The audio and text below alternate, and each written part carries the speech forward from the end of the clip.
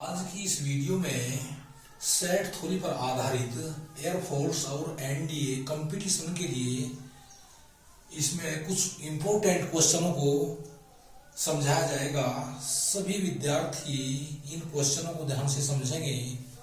जैसे question number 1 ले लेते हैं। यदि समुच्चय ए बराबर 1, 2, 3 है तो इसके उपसमुच्चयों की संख्या होगी। यानी समुच्चयों की उपसमुच्चयों की संख्या में निकालनी है। समुच्चय के कितने उपसमुच्चय होंगे, तो किसी भी समुच्चय के अंदर उपसमुच्चयों की संख्या 2 की पावर n के बराबर होती है। ये 2 की पावर n हो जाएगा। इंप्लाइज दैट n समुच्चय के अंदर एलिमेंटों की संख्या है, यानी 3 हो जाएगी। तो 2 की पावर 3 और 2 की पावर 3 का मतलब हो गया 2 गुना 2 गुना 2 बराबर होगा 8 के। इस तरह से इसका आंसर ये हो जाएगा 8। तो ऑप्शन नंबर 4 ठीक है। इसी प्रकार क्वेश्चन नंबर 2 ले लेते हैं। समुच्चय x बराबर ABCD की कोटि या कार्डिनल संख्या होगी। यानी समुच्चय की कोटि ज्ञात करना या कार्डिनल संख्या ज्ञात करना एक ही बात होती है बच्चों।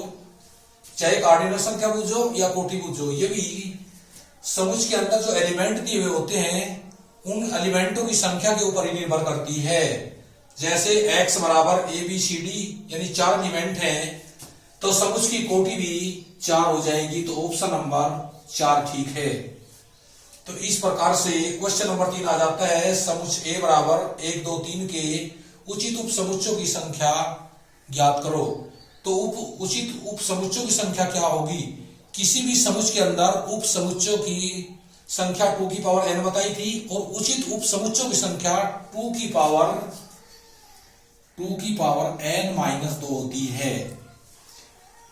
अब इसको सोल्व कर देते हैं। n समुच्चय के अंदर एलिमेंटों की संख्या होती है, तो ये हो जाएगा किस प्रकार से 2 की पावर 3 माइनस 2 इंप्लाइज दैट 2 की पावर 3 8 हो जाएगा माइनस 2 बराबर 6। ये हल हो जाएगा इसका।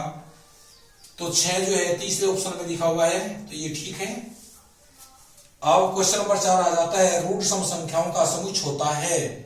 तो रूट सम संख्याएं क्या होती हैं बच्चों? जो अभाज्य संख्याएं होती हैं, अभाज्य संख्याओं को रूढ़ी संख्याएं भी कहते हैं। सम संख्याएं जो क्या रूट सम संख्याएं, तो सबसे छोटी अभाज्य संख्या 2 होती है, वो सम भी होती है और रूट भी होती है। तो इसमें दिया रूट सम संख्याओं का समुच्चय होता है विसंदिग्ध समुच्चय, असंयुक्त समुच्चय, एकल समुच्चय और रिक्त समुच्चय।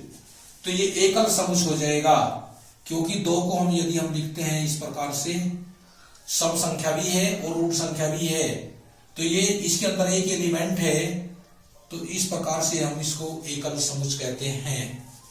क्वेश्चन नंबर 5 ले लेते हैं। यदि समुच्चयों A और B में 5 अवयव सर्वनिष्ठ हैं यानी उभयनिष्ठ हैं, तब A गुना B और B गुना A में अवयवों की संख्या होगी। तो इसमें अगर अवयव की संख्या निकालनी है तो किस प्रकार होगी? A गुना B और B गुना A में अवयवों की संख्या बराबर होगी n स्क्वायर के, और n बराबर है 5 के।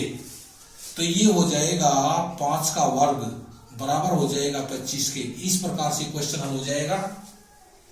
तो 25 जो है दूसरे ऑप्शन में है, तो इसलिए दूसरा ऑप्शन ठीक हो जाएगा। तो इस प्रकार इसको हल कर देते हैं बच्चों। क्वेश्चन नंबर 6 आ गया।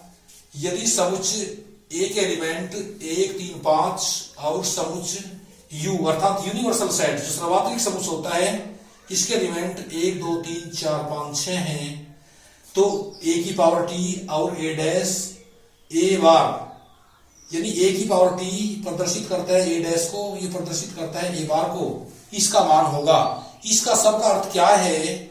यदि समुच्चय के एलिमेंट इतने हैं, समुच्चय के एलिमेंट इतने हैं, तो A डैश अर्थात पूरक समुच्चय ज्ञात करना है।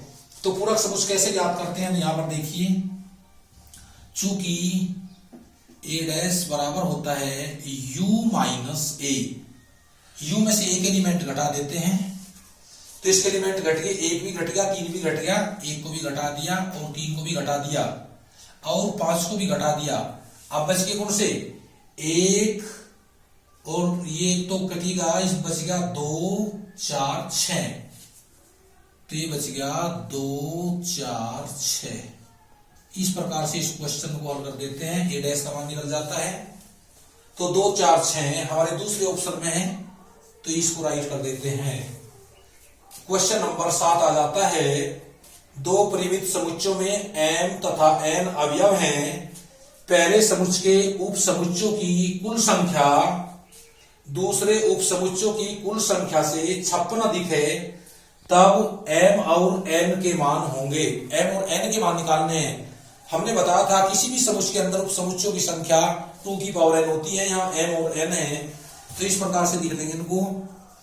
2 की पावर m बराबर होगा 2 की पावर n प्लस कितनी अधिक है, 56 अधिक है, 56 के, इसको इधर ले आते हैं। 2 की पावर m माइनस 2 की पावर n बराबर हो जाएगा 56 के।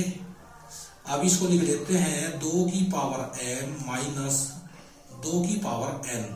56 को हम लिख देते हैं 64 माइनस 8, इस प्रकार से लिख देंगे।